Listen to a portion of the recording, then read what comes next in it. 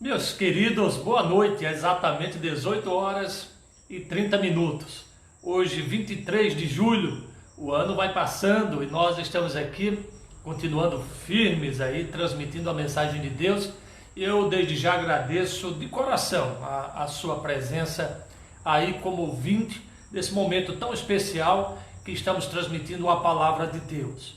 Então, hoje nós estaremos tratando de um tema que se está ligado a cada um de nós, sobre a espera, sobre as desilusões do trabalho, sobre as perspectivas que temos. Então é um tema que vai tocar o nosso coração.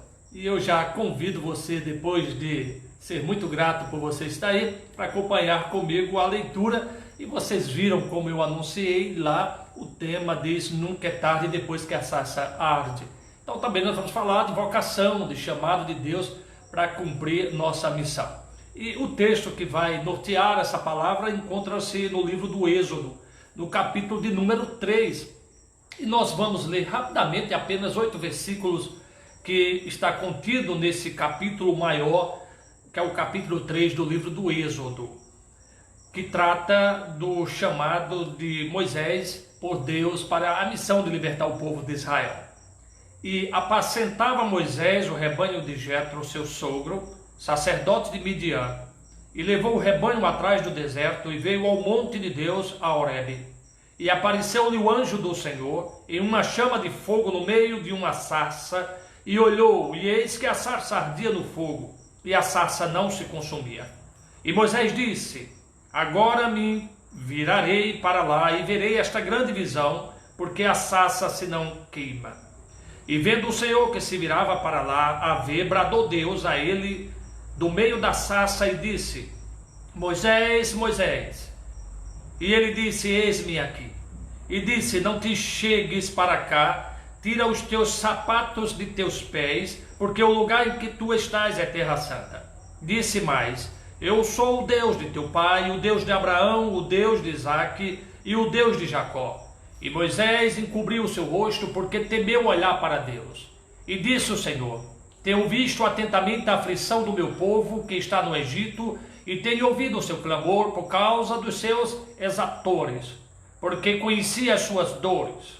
Portanto, desci para livrá-lo da mão dos egípcios, e para fazê-lo subir daquela terra, a uma terra boa e larga, a uma terra que mana leite e mel, ao lugar do cananeu, e do Eteu, e do Amorreu, e do Ferizeu, e do Eveu, e do Jebuseu. Esse é o texto que vai nortear essa palavra nesta noite. Falando do tempo que Moisés percorreu para chegar a esse momento solene, quando Deus define claramente a sua missão. A história de Moisés é muito interessante e é dividida em 3 grandes quarentenas.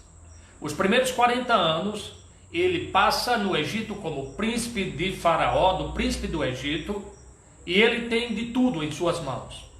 A sua segunda quarentena, mais 40 anos, ele foge do Egito e fica no deserto, agora como pastor de ovelhas, cuidando das ovelhas do seu sogro Jetro, e aí ele enfrenta muitas dificuldades.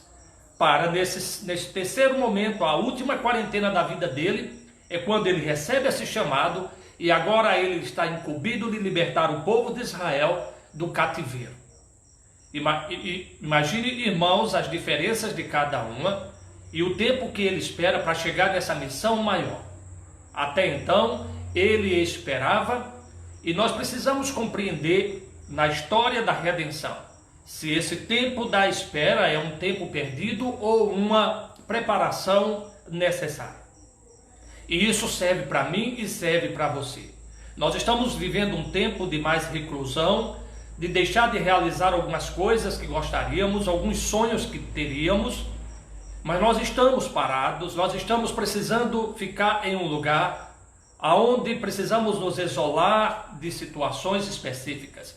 E nós precisamos ter uma resposta bíblica para essa nova situação, senão nós iremos acumular frustrações e desespero e uma sensação de perda de tempo esse que não vamos recuperar mais. Se nós entendemos toda essa história pela uma perspectiva de Deus, Isso não será visto como um tempo perdido, mas como uma preparação necessária para aquilo que Deus tem para nós quando passar tudo isso. Se nós formos apenas enxergar isto na história fria da dialética humana, das suas ações, então nós vamos ficar extremamente frustrados. A primeira quarentena de Moisés, ele não sabia nem o que queria da vida. 40 anos assim, ali como príncipe de Faraó. A sua segunda quarentena de mais 40 anos, ele estava fazendo o que ainda não era o que Deus tinha reservado para ele. Ali ele era pastor de ovelha. Ele estava se reinventando e, como alternativa, estava fazendo algo para cumprir, para preencher o seu tempo e também poder se manter na situação que estava. Só depois, então, com 80 anos, é que ele consegue chegar na sua verdadeira missão. E é isso que eu quero falar para você, que nunca é tarde quando a sarça arde. Quando Deus define claramente o que temos que fazer, nós podemos seguir em frente. Eu quero aplicar rapidamente para você. Você sabe que eu não sou demorado e eu quero aplicar essa palavra para você hoje, para que você encontre uma resposta de Deus para o tempo que estamos vivendo e que você vive esse tempo com muita tranquilidade, não vendo como um tempo perdido, mas um tempo de preparação para ficar ao lado da família, para ficar atualizar-se, para fazer tantas coisas que podemos fazer quando nós não estamos frustrados e nem decepcionados com o contexto que estamos vivendo à nossa volta. Então, a primeira coisa que eu quero compartilhar a partir desse texto é que os anos não limitam os planos de Deus na nossa vida. Nós não precisamos ficar desesperados porque agora eu estou já com 50 anos, eu agora já estou com 55, sei lá qual a sua idade agora, mas o que eu quero dizer para você é que Moisés já estava com 80 e ele estava agora começando a sua verdadeira missão. Tudo que ele tinha feito antes era apenas uma preparação da grande missão que ele tinha pela frente. Nós não precisamos nos deter em uma matemática fria que vai gerar desespero e sensação de perda de tempo na nossa vida, mas nós devemos nos assegurar em uma teologia que aponta um plano de Deus na vida de cada um de nós. Podemos ser produtivos em qualquer fase da idade quando estamos cumprindo aquilo que Deus nos manda fazer. Também é preciso aprender que muitas vezes nós temos que nos reinventar, nós precisamos descer se quisermos vencer. Moisés era príncipe de Faraó e agora ele se torna um pastor de ovelhas. Profissão essa que era mal vista pelos próprios egípcios. E nós devemos ter cuidado com isso na nossa sociedade, porque os servidores públicos da nossa sociedade se veem como castas inferiores ou superiores. Alguém que assume uma posição como servidor civil com magistraturas podem ver um outro servidor como inferior. Nós tivemos um caso recente por aí, porque é uma sociedade que vê o outro como castas, não vê o outro como pessoas que cumprem a sua missão na sociedade, independente da função que ele ocupa, e ninguém é mais importante do que ninguém, e ninguém tem mais valor do que outro. Apenas somos pessoas cumprindo o propósito de Deus aonde Ele nos manda. A visão de castas não é uma visão cristã. O Senhor não enxerga as pessoas e as suas vocações ou profissões, como melhor você queira entender, como um melhor do que o outro. Mas os egípcios sim, enxergavam os pastores de ovelhas como pessoas desprezíveis, pessoas que estavam muito abaixo de uma profissão que eles almejavam. E Moisés foi capaz de descer, e no momento certo Deus o elevou como o verdadeiro príncipe de Deus para libertar o povo de Israel. Pode ter sido uma experiência humilhante, mas essa experiência o preparou para as grandes humilhações que ele teria no deserto, agora através do seu próprio povo.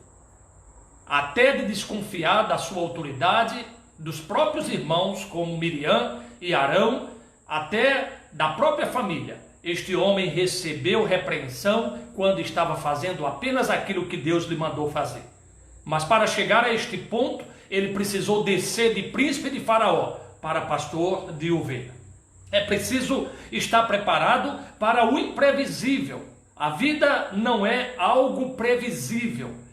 Quem poderia prever que este ano de 2020 seria marcado por uma grande pandemia que ainda não saímos dela? Nenhum vidente de plantão apareceu na televisão no fim do ano para prever tal coisa. Porque a vida é imprevisível. E qualquer pessoa que se levante com um discurso de que pode prever o futuro não deve ser acreditado. Porque se eles existissem, eles teriam prevenido o mundo de mortes que poderiam ter sido evitadas. Porque quando a pandemia chegou, o mundo estava despreparado.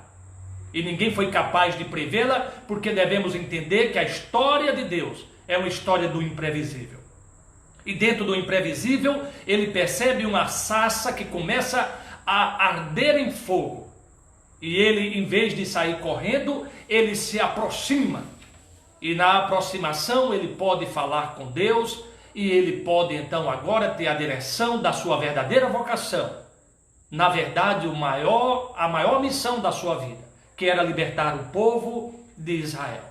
E este homem, em um monte desolado, no deserto, agora em vez de enxergar as dificuldades, começa a ver a grande oportunidade, libertar o povo que estava cativo. Mas para isso, é preciso acreditar no milagre, porque aqueles que não acreditam entram em uma fase de desilusão e desespero, e a história é injusta e não leva a lugar nenhum. Você vai chegar à conclusão que fez o bem, procurou ter uma vida correta, e as pessoas que foram gananciosas e perversas estão vivendo melhor do que você. Este homem de Deus acreditou neste milagre e se aproximou de Deus. E quando ele tenta chegar mais perto, o Senhor vê duas coisas. Primeiro, o pecado. E diz: tira as sandálias dos teus pés, o sapato dos teus pés, porque este lugar é santo. Todos nós precisamos reconhecer que somos falhos, que somos limitados e não podemos exigir muito do outro e muito menos de nós. Muitas pessoas estão depressivas, estão esgotadas porque têm se cobrado demais, têm exigido de si além do que é capaz de fazer. E essa exigência exagerada leva a esgotamento, desânimo e muita tristeza. Somos pecadores, somos limitados, somos pessoas carentes da graça de Deus. Mas ele não só vê o pecado, ele relembra o passado e diz: eu sou o Deus dos seus pais, o Deus de Abraão, o Deus de Isaac, o Deus de Jacó. O nosso Deus é um Deus de promessa. É um Deus que não nos trata apenas pela nossa vida, mas pela uma história mais abrangente, onde nós somos apenas uma peça nessa grande engrenagem que Deus vai rolando em direção ao final. E nós devemos nos encontrar, nos encaixar e fazer o que temos que fazer. Quando fazemos isso, encontramos a paz, encontramos prazer na vida e naquilo que fazemos. Muitas pessoas hoje estão nos seus trabalhos decepcionados, estão desgostosos, estão insatisfeitos porque não estão devidamente encaixados na grande peça que Deus preparou para que movêssemos essa grande máquina chamada história da redenção, onde Deus é o autor e consumador de todas as coisas. Somos apenas agentes limitados, mas podemos fazer muito quando encaixados e conduzidos por essa boa mão de Deus.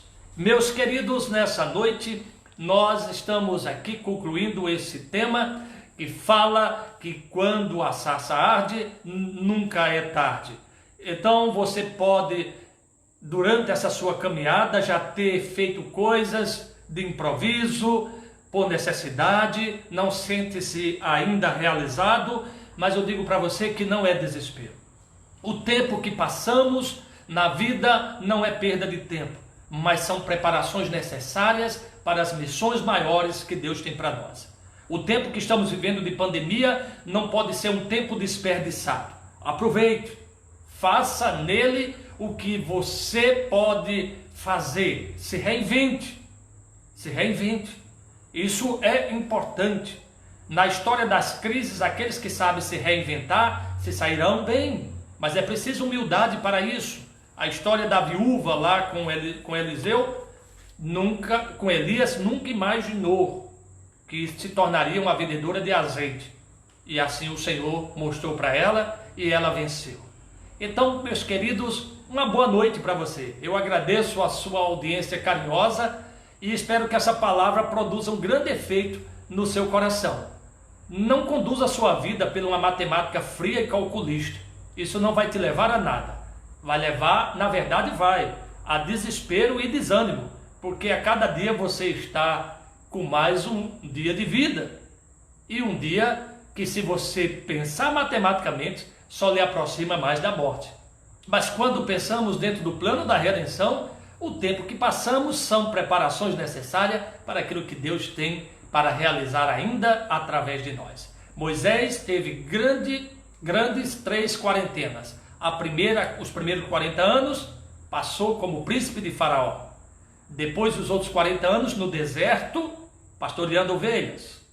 Ele teve que descer bastante da sua posição para se preparar melhor para a sua última grande quarentena. Ser o grande libertador de Israel, tirando o povo do cativeiro de Faraó e conduzindo à terra prometida. Não se desespere. Tem muita coisa para ser feita ainda através da sua vida. Que Deus possa te abençoar poderosamente. Um abraço carinhoso ao meu mano Juscelino, a Silene aí que está nos ouvindo e assistindo. Um abraço carinhoso também para a Zênia, Zendeide. Muito obrigado pela sua audiência. Para Inácia em São Paulo, pessoal de Campina Grande, o pessoal aí de Brasília, pessoal de Goiânia, o pessoal que está aí sempre nos assistindo. Que Deus os abençoe e aplique essa palavra ao seu coração. E os demais que eu não estou vendo aqui, porque fica pequenininhos aqui, não dá para ver, só os que estão mais próximos, não está dando para ver todo mundo. A Lourdinha Figueiredo, eu acredito que ela está na audiência aí também. Todos vocês, só não falo o nome de todos porque eu não está dando para ver todo mundo. Mas um abraço muito grande e que Deus vos abençoe. Até domingo, às 18h30. Fiquem com Deus.